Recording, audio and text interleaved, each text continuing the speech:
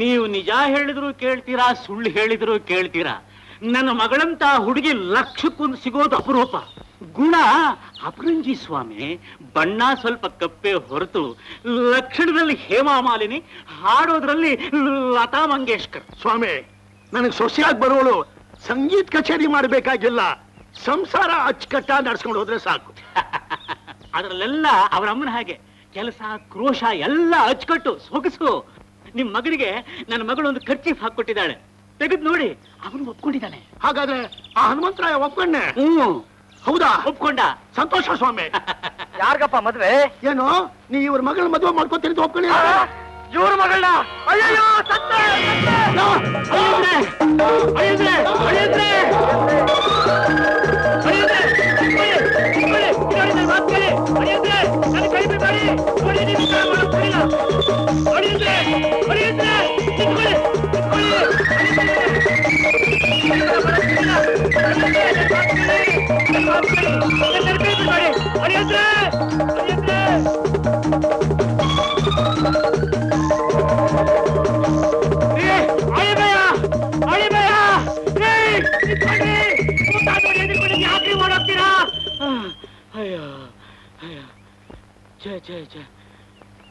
ಎಂತ ಕೆಲಸ ಆಗೋಯ್ತು. ಕೈಗೆ ಬಂತು ಬಾಯಿಗೆ ಬರ್ಲಿಲ್ವಲ್ಲ.